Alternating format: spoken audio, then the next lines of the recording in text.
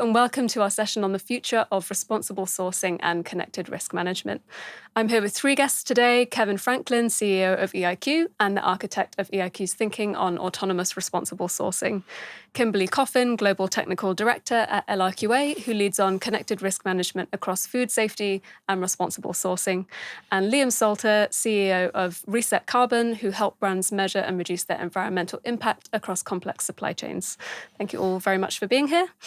Last September in New York, Kevin set out a vision for what he called autonomous responsible sourcing, supplier risk programs that are continuous, data-led and intelligent rather than periodic and reactive. A year on, a lot has changed between geopolitics, AI, new regulation and growing cost pressure. The timeline has compressed, and what's becoming clear is that responsible sourcing can't be looked at in isolation anymore. The same factories, the same suppliers, and increasingly the same risks show up in food safety and environmental programs too. So today we're going to be looking at what comes next, what connected risk management actually means, and what brands should be doing about it. So, Kevin, I'm going to start with you. Can you take us back to that vision from last September? What's actually different a year on? And what's changed in the operating environment that's pushed this from ambition to baseline? It's a great question. Roughly a year ago, I think we were all looking forward to the potential of AI.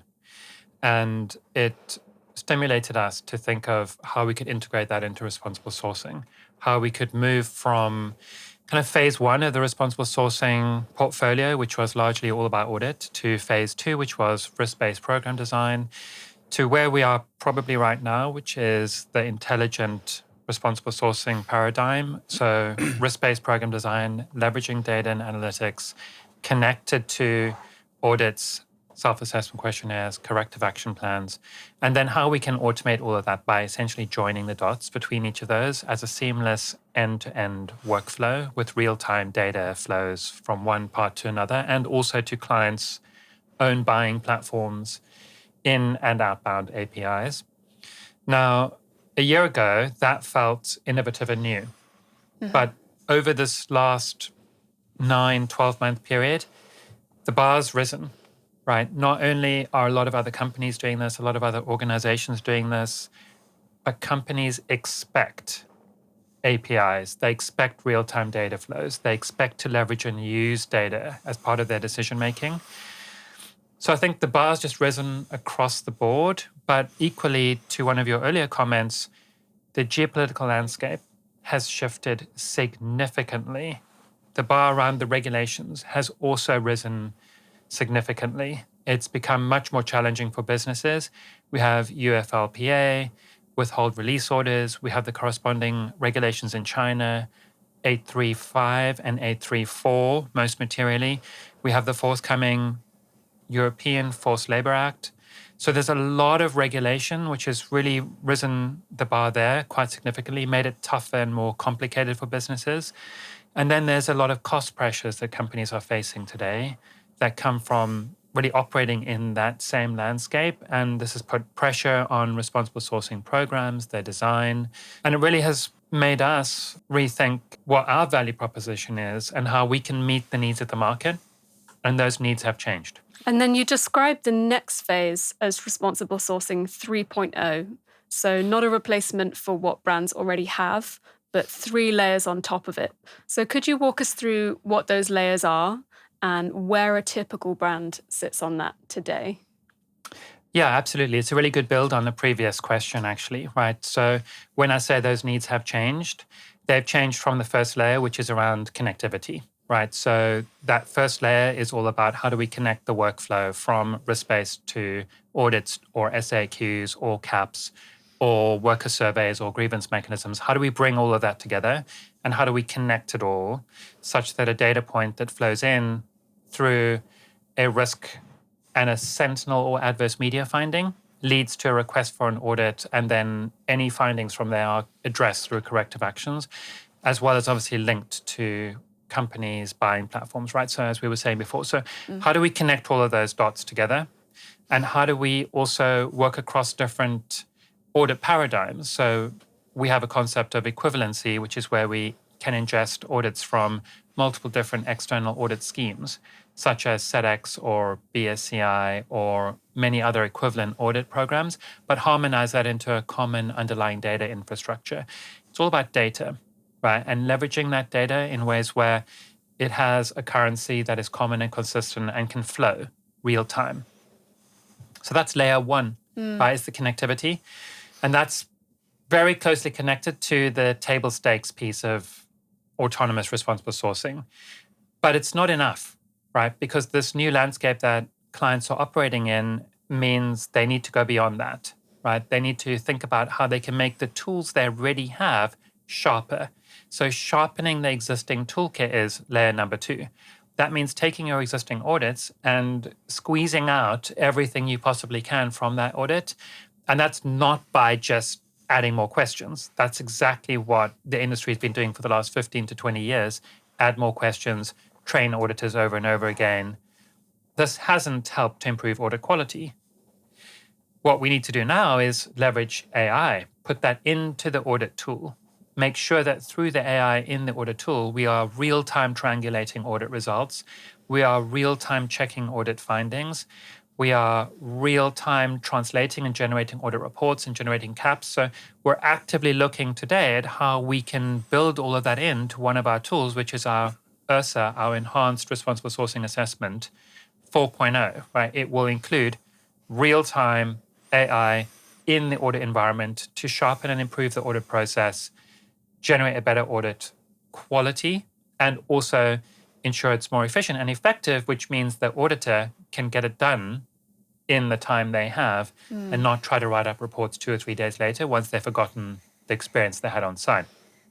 So sharpening the existing toolkit, that's one example, and adding wholly new tools is the last layer, right? The new tools are things we didn't know we needed in responsible sourcing, right? So one of the ones we're actively exploring today is the idea of a digital human rights impact assessment. So a human rights impact assessment light, which leverages all of the underlying data we already have, that's real-time benchmarked and real-time verified through the on-site audits that we are conducting, combined with AI intelligence around a very structured methodology for human rights impact assessment to produce, if it's not a full-on impact assessment, at least a really good human rights report at a country commodity level. And that is something we know our clients are looking for. Regulators are expecting you to be acting on that intelligence, use that to identify salient issues as really a deeper, more thoughtful risk-based program design that leads to a more thoughtful set of interventions you take with your factories and other suppliers. And when you combine that more thoughtful set of interventions with deeper and better tools like the ones we just spoke about and a stronger, better corrective action planning process, you're able to properly drive the right kind of diagnostics, findings, root cause analysis, and therefore address problems at the root cause level such that hopefully they won't be reoccurring, which is the gold standard for our industry. Kimberly, if you set a food safety due diligence program next to a responsible sourcing one, how much of the skeleton would you say is the same, and what's actually shared, and what do you think has been kept artificially separate? It's a really great question, and it's one I think we talk a lot about internally from an EiQ and an LRQA perspective more broadly when we look at kind of the assessments. And our clients are asking us the same thing: is how do we actually, what do we need? Why can't we pull these two pieces together? The risks are they do have some interrelationships, and I can talk about that a bit more. But specifically, your question about kind of the skeleton. Is there systematic components? Same basic elements from a systematic perspective with regards to what are the key systems that need to be in place, how do the organizations use that to identify areas of nonconformity or areas of improvement and actually be able to log and track those corrections that they're actually making, as well as identification of the root cause. Looking at the other key pieces is from when I think about food safety, you have the component with regards to the facility. So you look at kind of risk areas that exist in the facility. When we look at them from a from a responsible sourcing perspective, it's very much around the health and safety components, kind of how are the machines maintained, how is the access maintained, are those things there? We look at similar things from a food safety perspective. We're looking at, how is the equipment maintained, how is it being managed, how is it being cleaned, different purposes, but we're fundamentally still looking at the same components of the facility. And then probably the third piece is, and increasingly I'm starting to see that there's a convergence, if you will, in these two spaces. And when we look at the actual workers, so when I talk about food safety, when we talk about kind of delivering against brand and brand reputation, they have worker welfare issues, which is around how the workers work. Do they have the right things? Do they understand, what they're doing? Are they being paid properly? Etc. When we talk about achieving the highest levels of kind of food safety, we're now starting to see a real double down from organizations about driving culture, providing those employees with the why, not just telling them what to do, but telling them why they do things, giving them autonomy, giving them the actual disciplines and the information they need to actually take action. So if you will, empowering that workforce. And I think those are probably the three key areas when I kind of look at there's other places where they kind of interact, but I think those are probably three very distinct areas when I look at and set the skeletons or the frameworks of the standards and the assessment process are kind of three key areas that I think are increasingly converging with regards to how they can actually demonstrate both food safety risk, but also responsible sourcing risk within an operation. Okay, interesting. Thank you. Liam, same question for environmental performance. When you're sitting in front of a brand trying to cut Scope 3 emissions, how often is the supplier data they need already sitting in their responsible sourcing program, just in a different team system? We've looked at carbon a lot. We're also starting to look at not just Scope 3 emissions, we're starting to look at water consumption. We're starting to look at chemicals use. We're starting to look at wastewater discharge performance. And we will find some of that in a responsible sourcing survey. And some of that will be, we can see it in EiQ and when we look at it. So there's some data overlap, which I think is a helpful start. But I think what's really interesting us is, in a way, what the different programs are trying to do is they're all trying to manage risk. In the environmental space, we're less mature than responsible sourcing, I would say. So both in terms of sort of number of years, but also in terms of, I would say, sophistication around things like supplier segmentation, risk quantification, the deployment of what you would call in responsible sourcing corrective action plans, which are essentially risk management programs, right? I think the environmental community is learning that that's the way forward, right?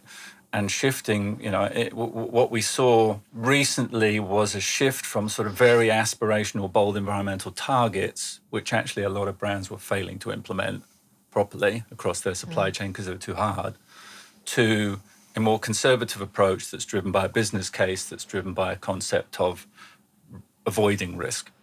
And so what that does is it takes us down that kind of responsible sourcing pathway of, okay, which suppliers do I really care about in terms of their significance to my business, their location, their environmental impact of their processes, which ones are risky? As a result, how ambitious do I want to be in terms of reducing that risk because it costs me money if I want to engage suppliers and maybe I'm asking them to make investments in their businesses? And how am I going to engage those suppliers to do stuff, make investments, build their teams, execute new technology projects to reduce that risk? And how am I going to have confidence that they did that and that risk has been taken out of the system? That's very similar to the approach you've been taking in responsible sourcing for some time, right? So I think the biggest opportunity here is it's actually about, you want to have one dialogue with your supplier, right? And you want to be consistent in that dialogue about what risks you're wanting them to manage, how you're going to support them to manage, what the incentives are and the consequences are if they don't manage, whether it's safety, responsible sourcing or sustainability, that narrative is starting to look like it's the same. And I think that's the opportunity if we can bring that discussion in. Right now it's happening in 3 different silos with 3 different software platforms or whatever, right? And I think that's the opportunity here. We can drive risk management more effectively if we consolidate. You're absolutely right. And I think one of the things that's really interesting when I look at food safety and I think about that supplier kind of landscape and that risk, and I think it's almost a detriment to a lot of the food and beverage sector, is that our industry has been wedded to risk assessment for so long. We understand it. It goes back to the 1960s and the NASA program around HACCP, hazard analysis and critical control point. That's the fundamental baseline that we manage supplier risk, we manage manufacturing risk. But we've become really tunnel visioned around this is the information that we use, this is the type of information we do. We look at inherent product risk.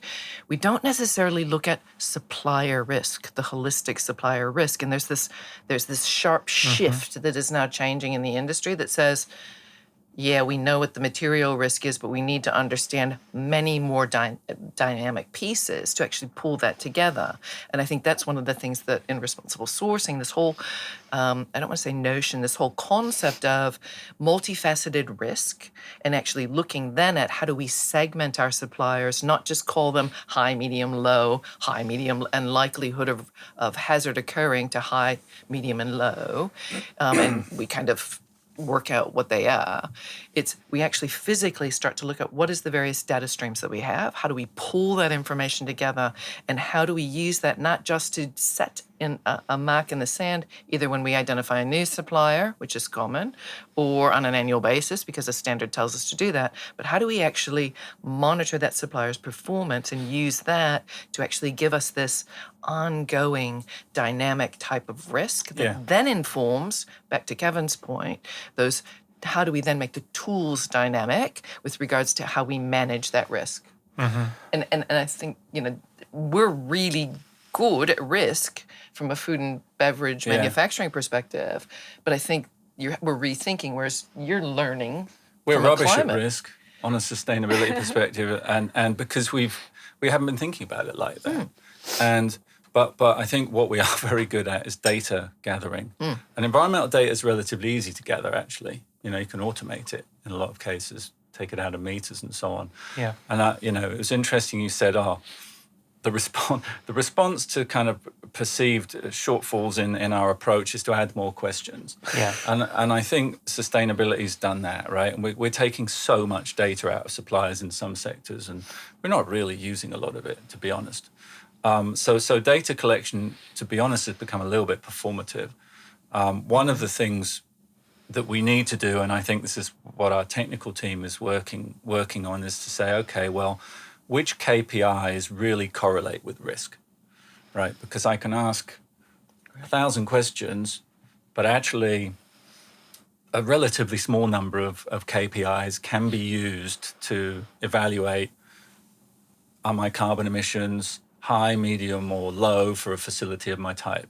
Is my water consumption excessive, reasonable, or incredibly low for a facility of my type? Is my wastewater discharge way above compliance, or just on the compliance level? Or is it so? These KPIs actually, what we're learning as we talk to our engineers is you can distill a lot of operational risk into a relatively small number of KPIs. They might be more sophisticated KPIs, right? They might need a bit of an engine to calculate. They might be a benchmarking model or something like that. But you can then collect those monthly easily. And that means this kind of real-time thing that you're talking about from a sustainability perspective is relatively easy to report. And it's worth reporting if we're actually managing those risks, and then you can see sort of trends, and you can have much more closer engagement with suppliers if you think that risks are kind of skewing out of control, because you can see this kind of thing monthly. So, we need to ask fewer questions, more intelligent questions, and do more with the information, do more with the data to give us the information, and then we need to act on it. So I think that's the other thing that brands or buyers are learning is, how can I support suppliers to manage these risks? Because this is where there are costs involved, both for the brand and for the supplier. And this is the space we want to get into, because this is about implementation, which I think is about, that's where you start to reduce risk. And that's what a lot of people are, it's still relatively new, right? How do I think you've seen it on things like maybe wastewater treatment in the past as a compliance issue. I went to my supply chain and said, drive this in. But if it's a performance issue, what is it worth to me to overperform, and how much am I prepared to invest? If we have the right data in the right place with the right risk management framework, we can make it much more efficient for brands to invest money in their supply chain to improve performance. I think what's really beautiful about this is that we're finally at a point where we're doing what we always wanted to do, which is address and improve and focus on the issues, right? Rather than the activities of collecting the data, the activities of reporting, even the activities of risk. That's all a means to an end, and the end is actually driving the improvement activity, which is also why we're all at this table together, right? Representing responsible sourcing and food safety and the collected set of environmental issues, because when we look at all of that, we realize that the best way to drive impact across each of those different areas is to connect the dots, right? Because otherwise you don't have enough leverage in any one of the areas. You don't necessarily have enough data in any one of the areas. And you already have people on the ground at those facilities anyway. So instead of sending 3 sets of people to do 3 different sets of things, why not have them work in a much more connected way? And sometimes we send 3 different people to collect the same information with a different lens. Exactly. Exactly. Yeah, I think we can see reduced transaction costs on a sort of per supplier engagement basis for brands if we integrate.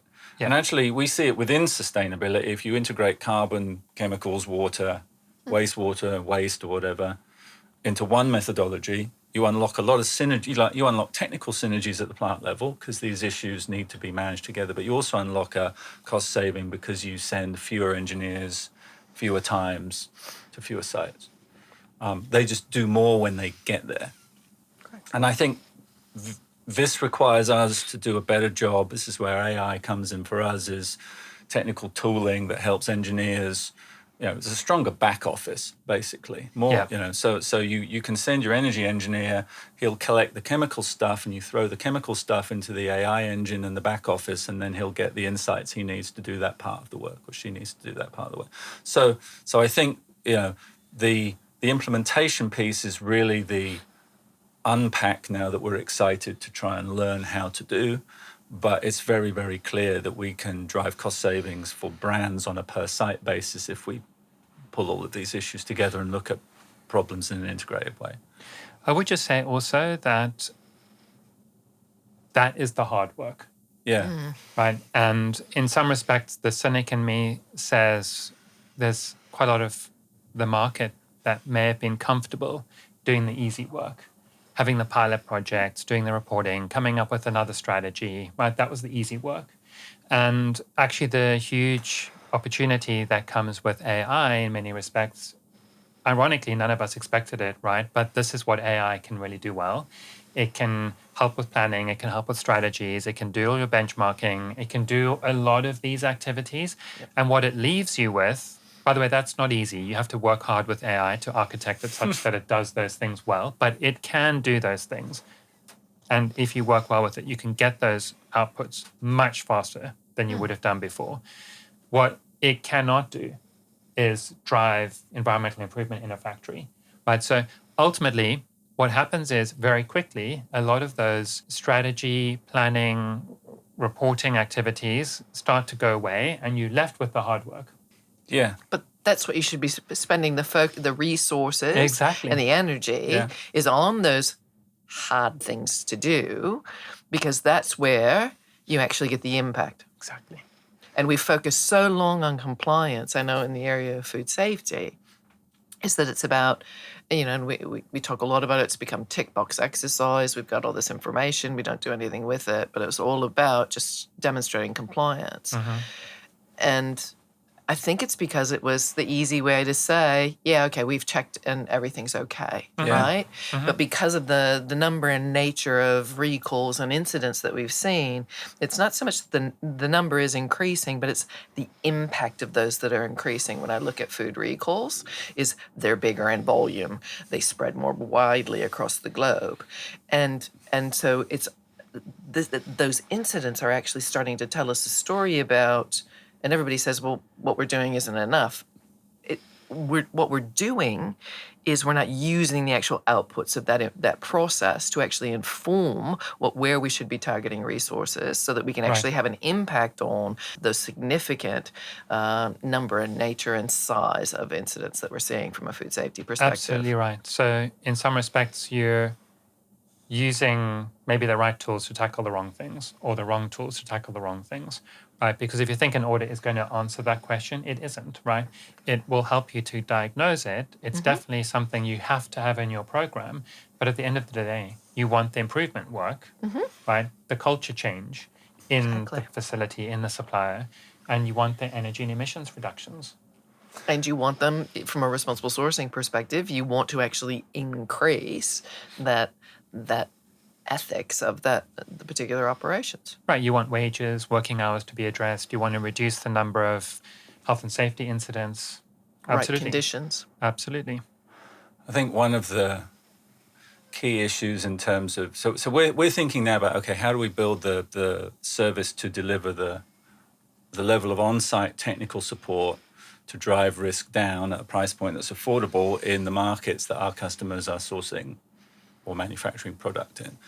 And, whilst AI is part of the answer, a critical part of the answer is people, right? You have to marry your AI with in-country technical teams who need to keep learning as you make more demands of them technically for the work that they do on site. Essentially what we are driving into is implementation. It's more ambition, right? It's less assessment and more about, okay, I want to install these solar panels. I want to do this heat exchange project. I want to do this waste heat recovery project, whatever.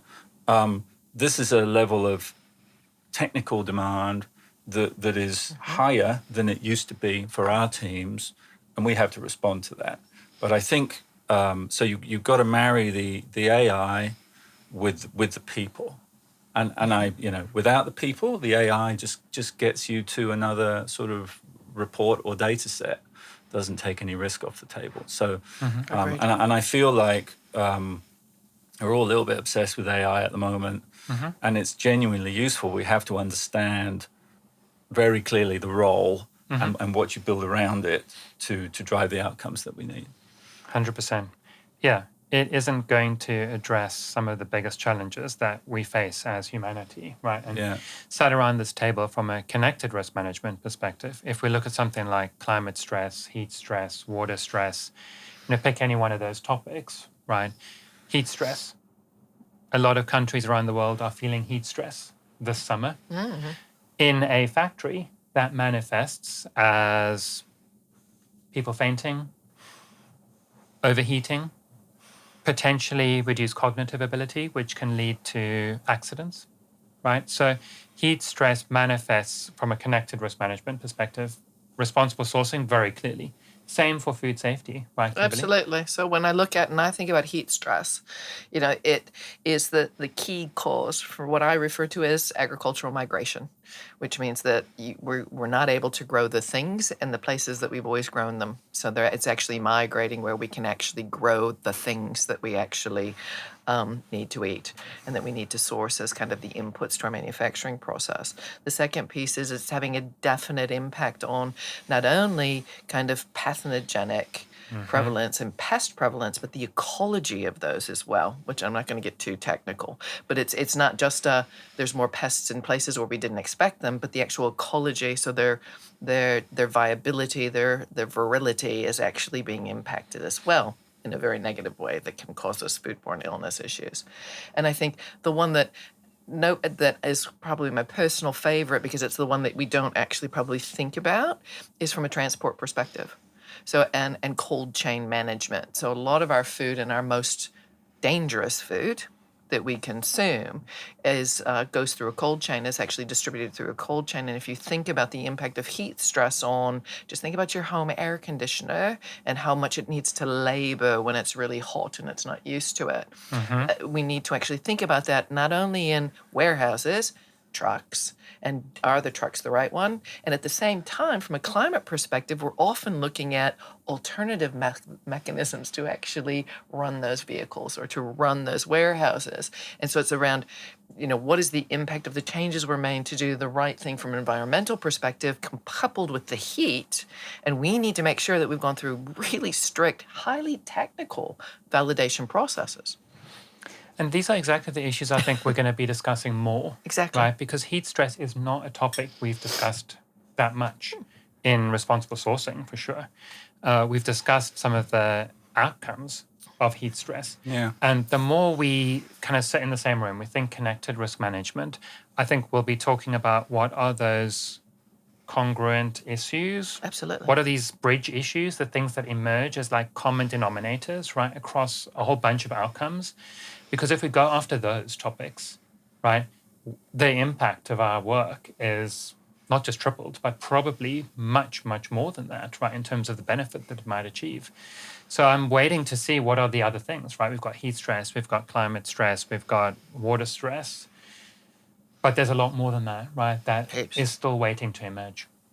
So the last question, just a quick one. If a sustainability lead is listening to this and they're running 4 different platforms, 4 different programs across the same supplier base, what's the first move that gets them closer to a connected view?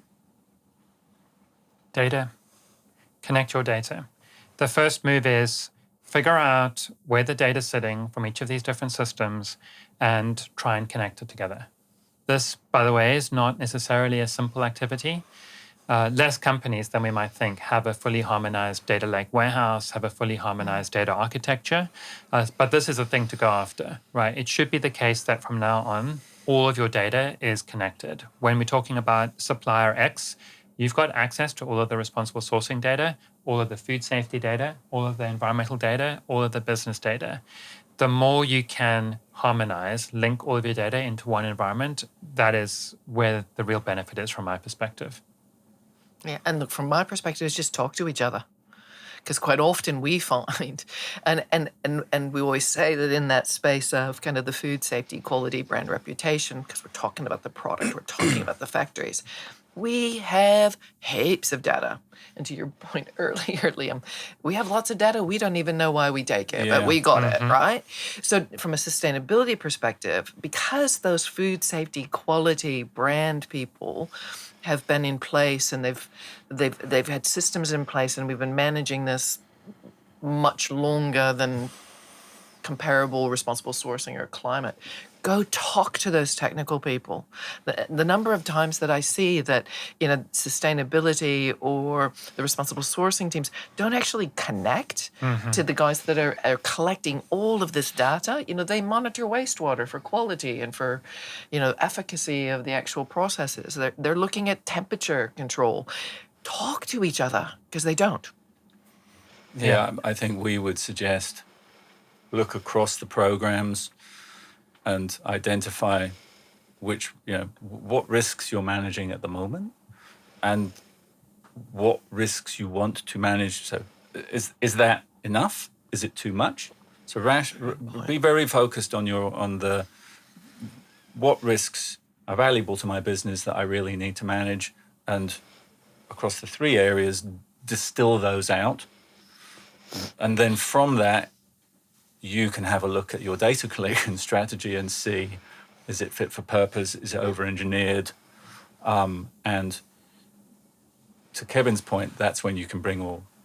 I think you can redesign more efficient data collection strategies, and that's when you centralize.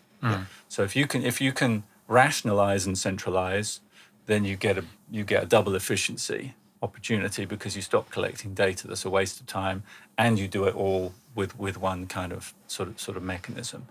And so I think that's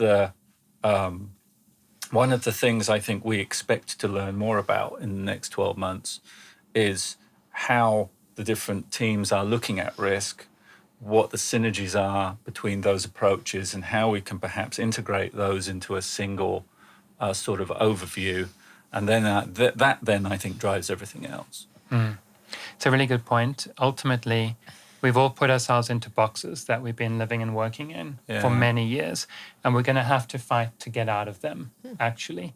And these are three of the key ingredients to do that, right? Connect the data in the background, have real people talking to each other about what to do with it and how to work together more effectively, and then systematically go and redesign. Yeah. Systematically go and redesign. That's the future of good business. Thank you, everyone, so much for being here and sharing your perspectives. I think that was a genuinely really useful conversation, and I hope it was really useful for all of you as well. If you'd like to find out more about us, you can go to eiq.com and you can follow us on LinkedIn, and I really hope to see you next time.